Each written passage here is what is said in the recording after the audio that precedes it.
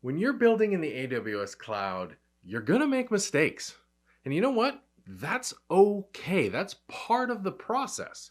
And really, there's two kinds of mistakes you're going to make. The ones that you had no clue were coming, they came out of left field and they knocked you senseless. And the others that, in hindsight, you probably could have seen coming and done something about. But you know what? Both are going to happen, both are okay. And why is that? Well, because the AWS cloud is full of possibilities. We get a mountain of new services and features and functionality right here at AWS reInvent. And over the last few years, AWS has absolutely spoiled us with new functionality. There's just no way that you can possibly keep up. Even all these great icons you're seeing right here is just a tiny fraction of what's available today in the AWS cloud. How could you ever know the ins and outs of all of these? You're not going to be able to. So you're going to fall into sort of a natural IT pattern that's developed over the years, over the decades, and it gets even worse it's more prominent in large enterprises, and that's going looking for a solution. You want something that's going to solve these problems for you, and those are the best practices. I gotta tell you, I gotta be honest, I don't like best practices. I don't like the word best practices because it infers that there's only one way. There's one way to do this. And we know with a multitude of possibility in the AWS cloud that that's simply not true. If you think there's one way to do it, you're not asking the rest of the question. It's based on a certain amount of constraints that you have right now, on the situation that you're trying to deal with. There's a whole bunch of variables here that you can't just boil down to one thing to do for each solution. So let's give the big thumbs down to best practices and look for something better. Of course, that's a huge setup. There's absolutely something better out there, and it's called the AWS Well Architected framework. Now, this framework, you may be thinking, wow, this guy's selling it like it's unicorns and rainbows.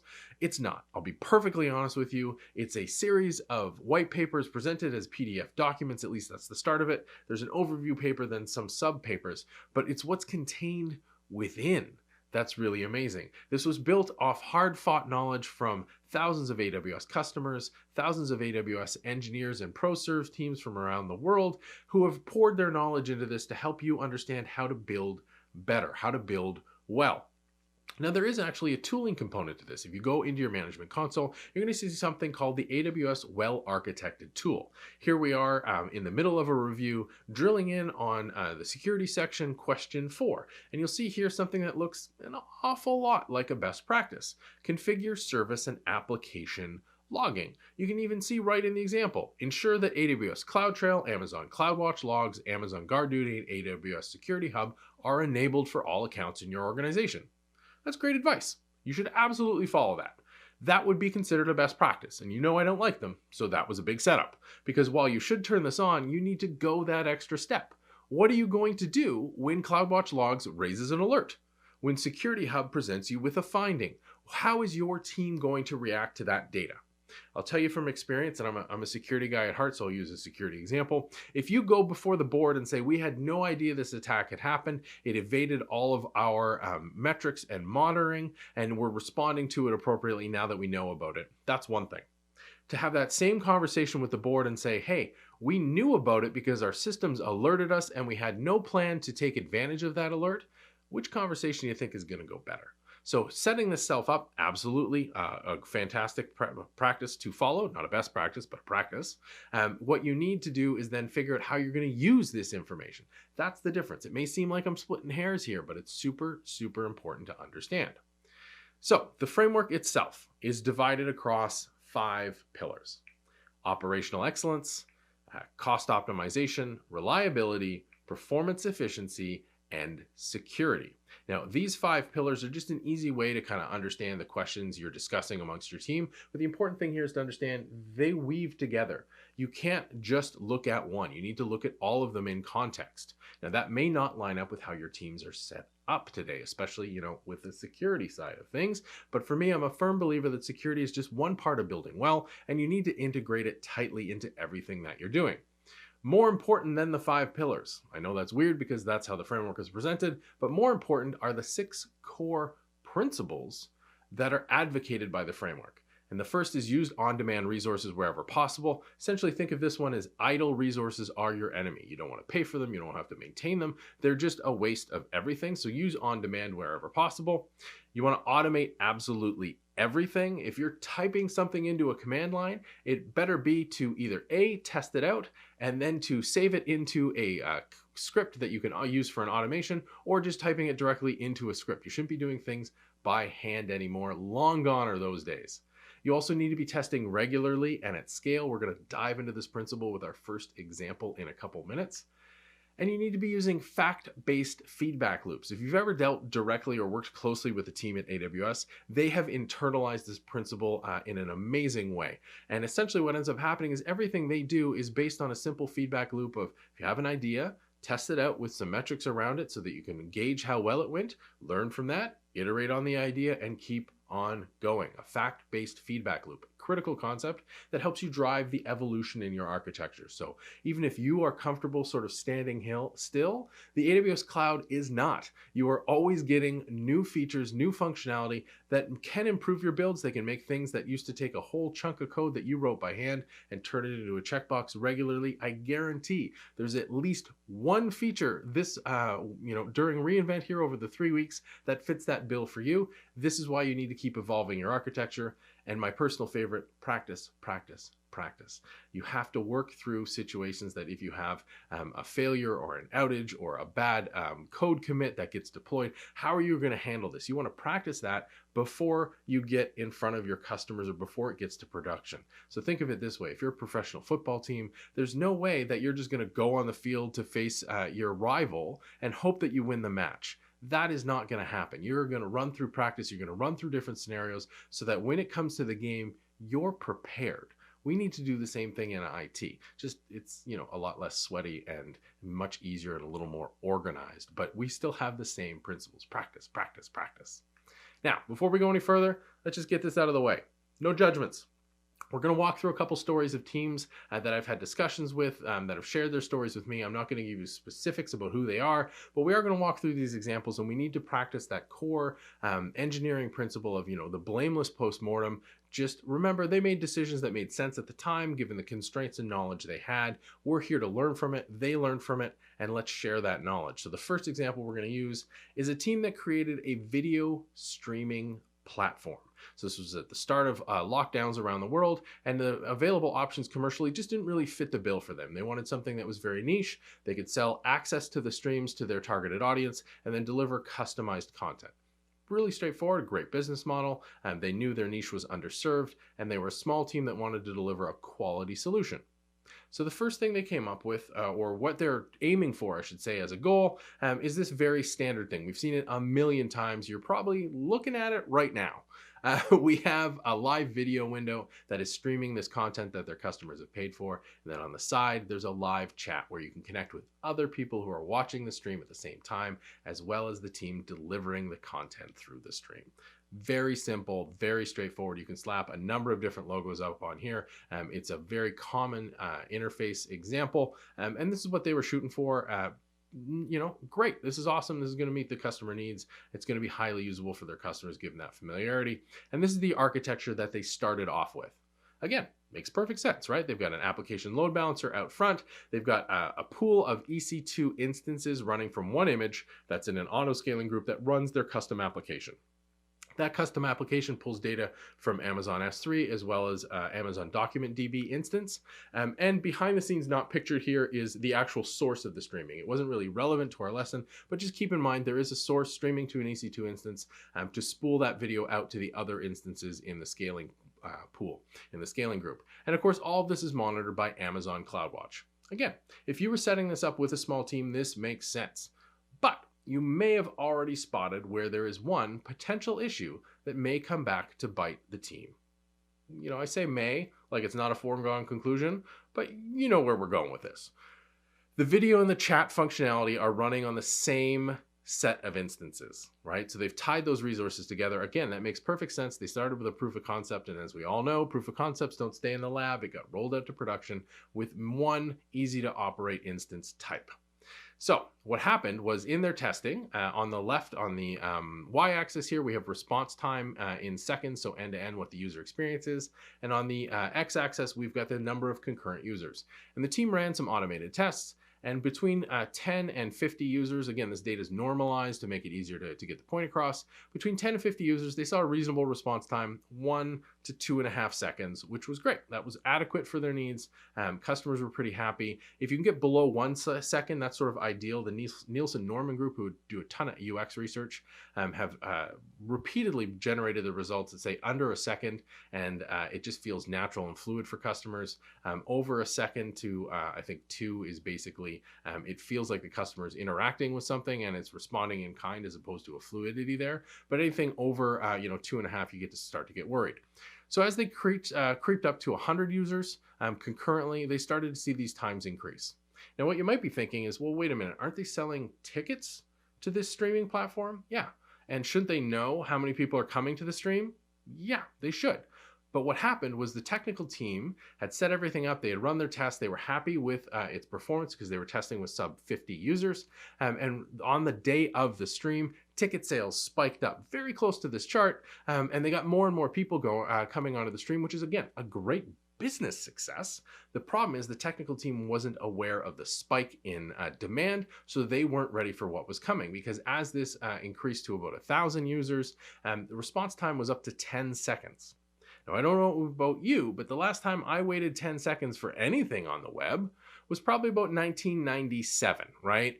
This is not acceptable from a user experience. So the users were very, very unhappy. They were leaving the stream. And in fact, as it crested closer to 10,000, which again is an amazing business success, they are delivering the streaming service into a very specific niche and seeing amazing response to their offer. The challenge is it got into this really weird scaling loop because people would request to access to the stream and the app, and that would scale out as appropriate. But by the time that scaling capacity was in place, those requests had been abandoned, and then more people would come in. And so auto-scaling was kind of trying to figure out, should I scale up? Should I scale down? And it just wasn't a good scene because they didn't test regularly at scale. They were testing at a very small amount, which they thought was adequate for their needs, but the capacity is there in the AWS cloud. It's going to cost you a few dollars to scale it out in your test, but wouldn't that be better than having egg on your face from crashing in front of customers? They also didn't practice. They didn't know what to do when things started to go wrong. And worse yet, because video and chat were tied together, they had no easy way to talk to their customers, and they had no backup plan. So they scrambled on social media, they scrambled through email, but it was not a good experience for either the team responding or the customers who had paid to this stream or the person that they were showcasing in the stream. All around, a lot of stuff could have been avoided by testing at scale and, more importantly, practicing to see, okay, if this crashes, what goes on? But let's take a look at this solution through the lens of the well-architected framework. If we look at the pillars, operationally, it was okay. It wasn't that bad because they had that one image for EC2 instances that everything was spawned off of. So they kept the operations low. Everything was pretty much the same. Cost wasn't bad. They linked their scaling directly to paying customers. Of course, reliability and performance was not great. And the security was solid. They had to manage those instances, which is always going to bump up this pillar. But, not bad overall. This is pretty good for a first kick at the can, except for the fact that it failed utterly to meet their business requirements. Yikes. Very important to keep those in mind. So the team went back to the drawing board after that first disastrous day because they had other events lined up. And the first thing they did was they broke apart the application. They said, you know what? We can't have video and chat on the same thing. We need to separate them. We're going to put chat on its own pool of EC2 instances, and we're going to put video on its own separate pool as well. They didn't have to change the app to do this. They just rerouted things through the ALB. They routed chat to one pool, and they routed the video to the other. But this raised a couple questions as they were evolving the architecture. They said, this is a great evolution. We can do this really, really quickly, and we can test this out to see if it works. But are there other evolutions we can take to make our lives even easier? Well, it turned out they could. Since they had separated out the video, they started to ask the logical question, do we even need EC2 instances to serve out this video? That was a sort of a knee-jerk reaction. It made sense in a proof of concept. It made sense with a small team trying to get everything on one common instance type. But if we have to spin it out or split it out and have two different pools of resources, maybe there's a better resource. And it turns out there was. Amazon CloudFront distributions were a better fit for the team. There's a lot of great streaming functionality in CloudFront that will increase your performance because it gets geographically closer to the user. It's streamlined for delivering this type of content. So this was a strong evolution that made it a lot easier for the team to deliver a better quality product. It also, I would argue, follows the principle of using on-demand resources wherever possible. Now, I know what you're thinking, and wait a minute, aren't they using EC2 on-demand instances because they haven't figured out if they wanted to make a reservation yet? Oh yeah, they were, but that doesn't mean they were doing the best alignment of resources to cost that they could. And that's really what this principle is. I know that word on demand kind of captures people because they think EC2 on demand, but realistically what happens is with those EC2 instances, there was capacity that wasn't being used, whether that was CPU or network bandwidth. Moving to CloudFront, there's a direct relationship now between a customer accessing that stream and CloudFront serving it up. Right? So there's every cost they have outbound for CloudFront is linked to income coming from that ticket. So it's a much closer alignment, and they don't have CloudFront sitting there idle that they're paying for it, right? CloudFront is only charging you for the bandwidth that you're consuming beyond the initial setup. So this is a much better alignment with this principle, which as a small team really helps. So operationally, they're still about the same because they still do have a pool of EC2 instances, but they've gotten better in the cost optimization. It's far more reliable, it's far more performant, and security is about the same because, again, they still have EC2 instances. So the team, having broken this apart, having shifted the video delivery through CloudFront, of course, is asking themselves, well, why is the chat app so big and so heavy? Well, it turns out again, doesn't need to be. There's in fact an example project on the AWS blog that shows the exact solution where the team started to lean towards, and that was a serverless-based solution with AWS Lambda, AWS AppSync, and then they switched to Amazon DynamoDB table in the backend because it was a much better fit for an online real-time chat. So moving this to an entire serverless design was a great evolution because, again, they're lowering their operations and they're aligning their on-demand uses of their resources, right? Great evolution. And then they're exploring yet another evolution here. They're actually looking at removing CloudFront because it's too much of a burden. They kind of got hooked on the whole serverless thing. They kind of got hooked on that, which is a great thing. They got hooked on the whole, like, what else can we move up the stack to a better, less touch service for us? And they're investigating Amazon Interactive Video Service, which is something that is a recently new service. And essentially it hides the CloudFront and S3 bucket usage in the background. And you have an endpoint you create in the service. You push your video to that endpoint, and then you use the services SDK to integrate it into your application, whether it's a web browser, a mobile app, or what have you. So the team's in the phase just exploring this now to roll this out for their customers. And this goes to the core principle of automate all the things.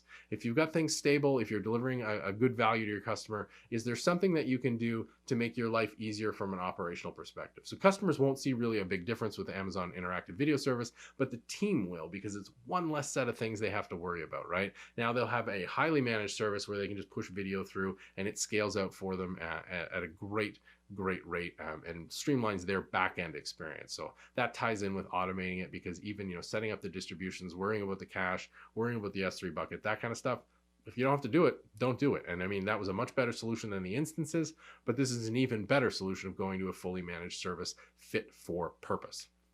So if we look at overall where we are with the solution, operations is through the roof, cost optimization, everything we've done better. If we look at where we started, we've made significant increases. This is great work by the team. They've used multiple rounds based on facts they're seeing in each round. So they're using those feedback loops. They're evolving the architecture through lessons learned, right? Really great fit for them. And kudos to the team for making these improvements and moving forward. So let's use another example here. And this one was a team that I spoke to about their legacy system data storage. So they had taken an application that was designed for an on-premise environment. They were serving it out from their own data centers, and they're migrating it into the cloud. So they forklifted it into the AWS cloud, and then they're starting their experience from there. So again, we've removed some of the details just so that it's not obvious as to who we're talking about here, but there's some great lessons in this one.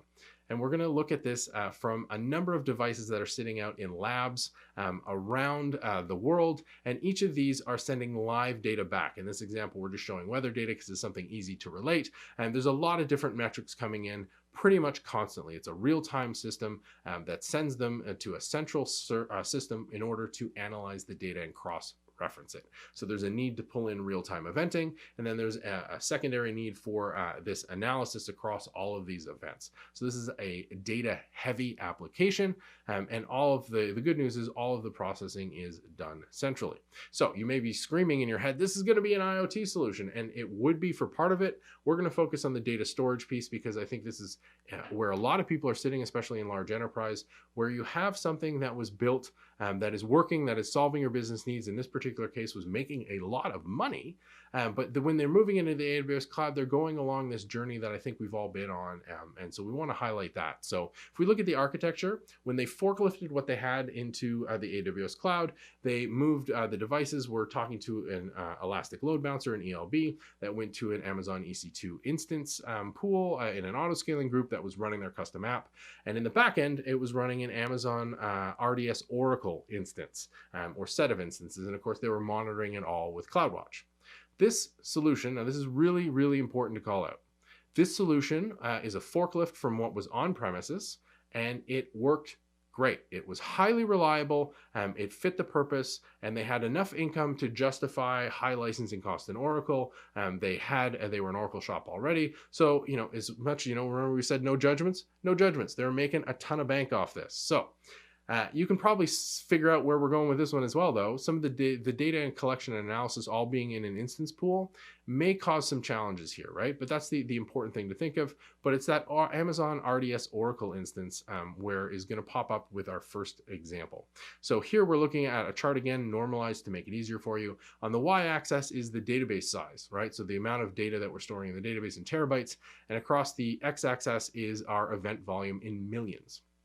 So when we're looking at sort of 1 to 5 million, we don't have that much data being stored. When we hit 10, we're starting to creep into the, maybe 1 terabyte.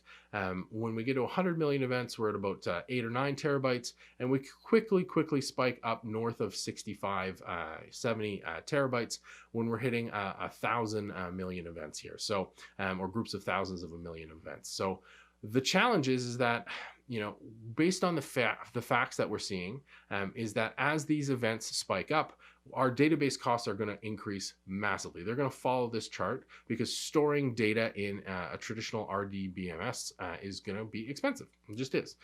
But again, this application was designed on premise and it was working fine.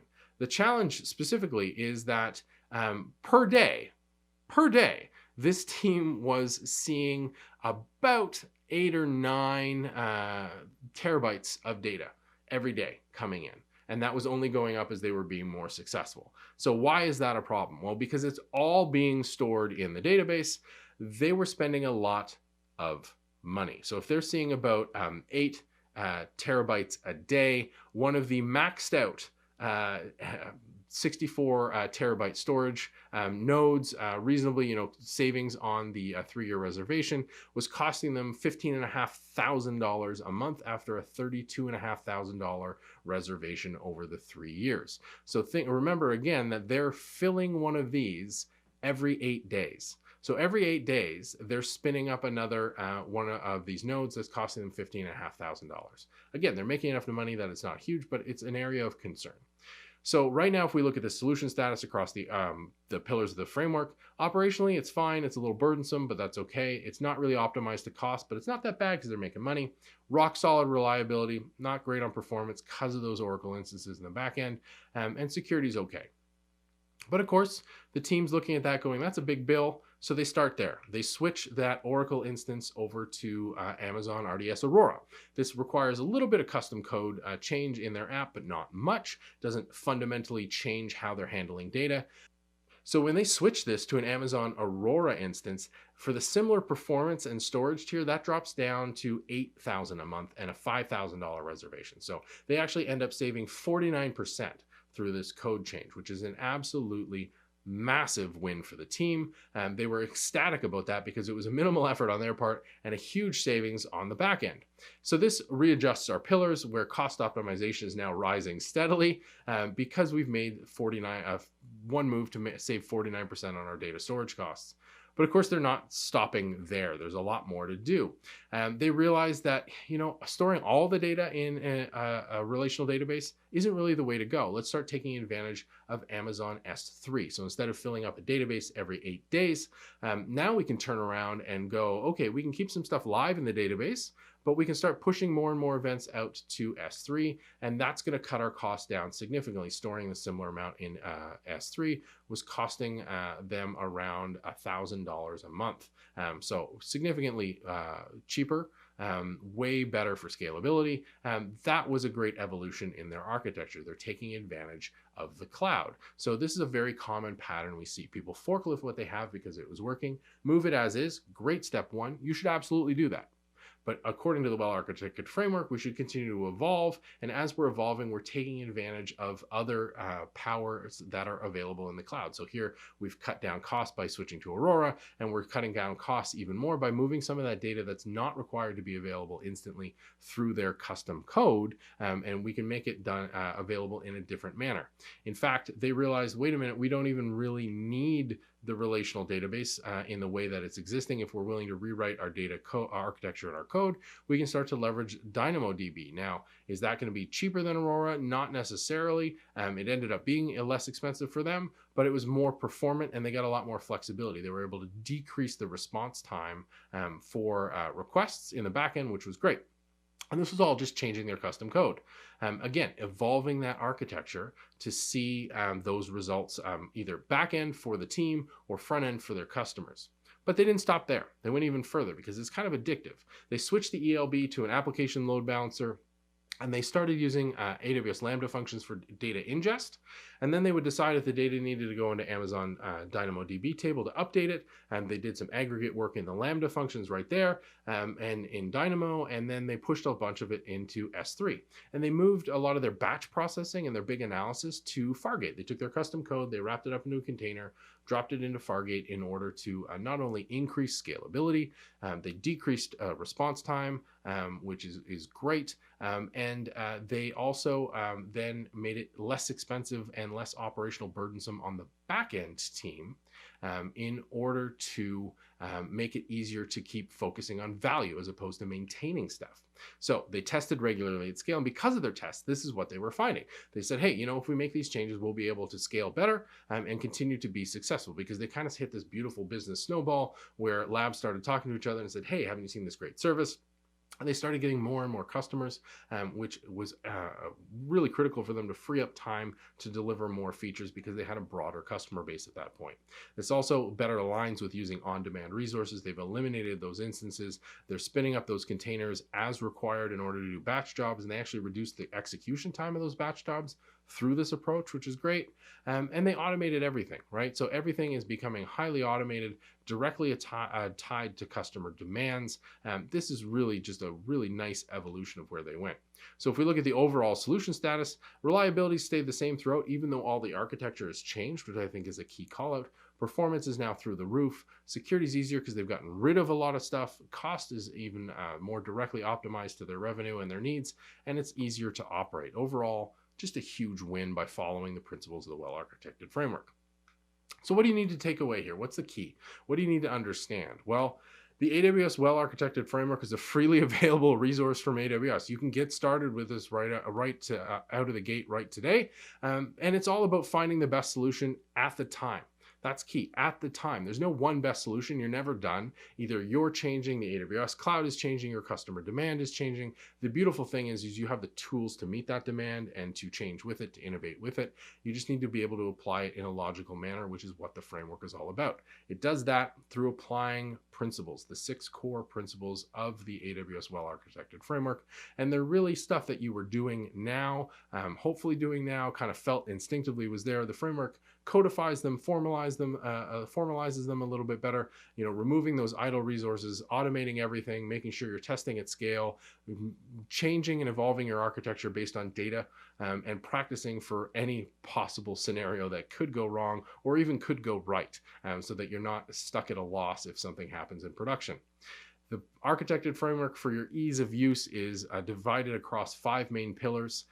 They do have individual deep dive white papers on them, as well as the AWS Well Architected tool is aligned to these pillars. But remember, the pillars are an easy way to look at it, but they connect. You can't have one without the others. You have to pay attention to all 5. Finally, the core idea of these feedback loops: have an idea, try it out, learn from it, iterate. Repeat that process. Just keep on going. That's how you're going to move forward. That's how you're going to build better. That's how you're going to build well in the AWS cloud.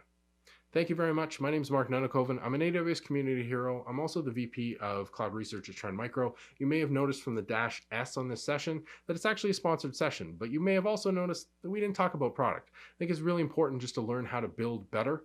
Even though Trend Micro is a security company, we obviously sell security products, and you can learn more about those on our sponsored page or at trendmicro.com/cloud1. But we're firm believers that security is just part of building well, which is why I wanted to teach you today about the AWS Well Architected framework. If you have any questions, you can always hit me up online at MarkNCA.